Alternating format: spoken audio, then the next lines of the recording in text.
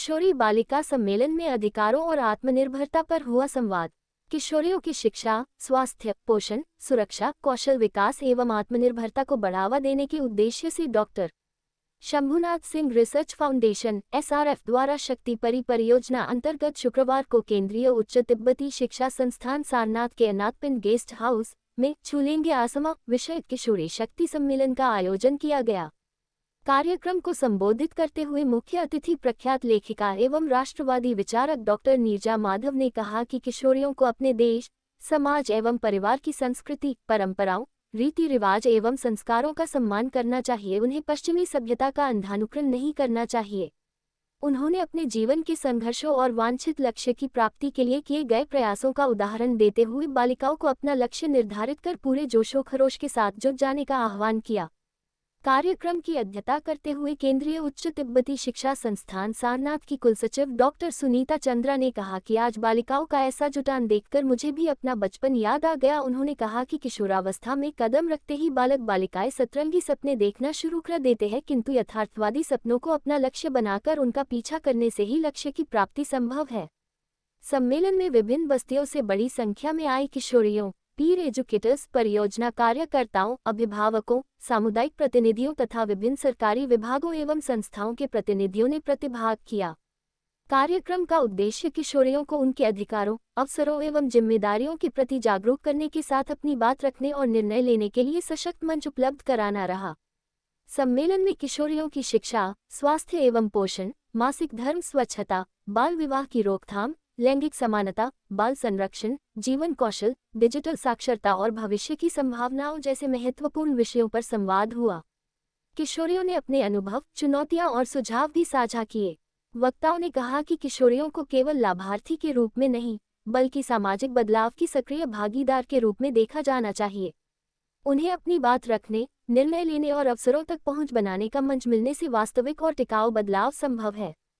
कार्यक्रम को doctor Manju Dwivedi, doctor Rajni Dwivedi, doctor Manjari Pandey, C.A. Jamuna Shukla, ज्योतिषाचार्य Shalini Khare, doctor Shipradhar, doctor Rachna Agarwal, Rekha Singh Chauhan, sub inspector Uma Singh Jadon, doctor Beni Madhav एवं डॉक्टर उमेश प्रसाद सिंह आदि ने संबोधित किया। प्रारंभ में अतिथियों का स्वागत एवं कार्यक्रम के उद्देश्य पर प्रकाश डालते हुए संस्था के कार्यक्रम निदेशक राजीव कुमार सिंह ने बताया कि शक्ति परियोजना के माध्यम से किशोरियों के साथ नियमित पीर ग्रुप मीटिंग्स, जीवन कौशल शिक्षा, स्वास्थ्य एवं पोषण जागरूकता, बाल विवाह रोकथाम, लैंगिक समानता तथा सरकारी योजनाओं से जोड़ने की दिशा में निरंतर कार्य किया जा रहा है। सम्मेलन में किशोरियों की आवाज को परिवार, समुदाय एवं संबंधित हितधारकों तक पहुंचाने तथा उनके लिए सुरक्षित, समान और अवसरों से भरपूर भविष्य के निर्माण की दिशा में सामूहिक प्रयास को मजबूत करने पर जोर दिया गया।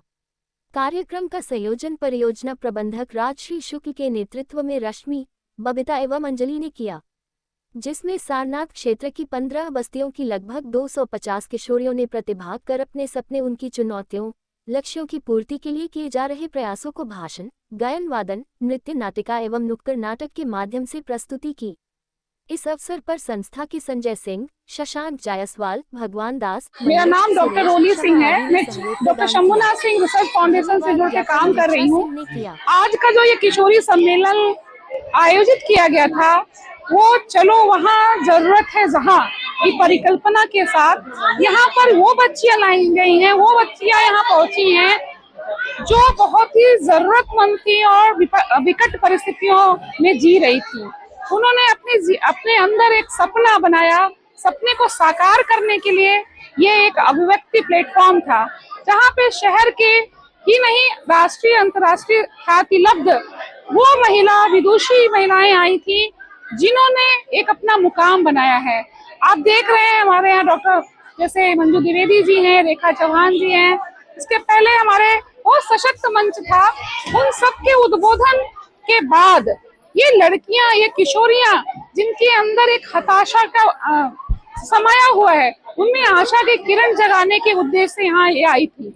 दूसरा सबसे बड़ा उद्देश्य है कि ये हमारी गुदड़ी की लाल है, क्योंकि गुदड़ी तक लोग पहुंचते नहीं है तो लाल मिलेगा कहाँ से। और doctor Shambhunath Singh research foundation ने ऐसे लाल को तलाशा है, अब तराशने का काम कर रहे हैं। और तीसरा जो सबसे महत्वपूर्ण कार्य है वो ये है कि हमारी सरकार इन बच्चियों के लिए बहुत कुछ कर रही है, लेकिन यह भी एक सच है कि जरूरतमंद तक पहुंचने में बहुत बाधाएं हैं, बिचौलिए हैं।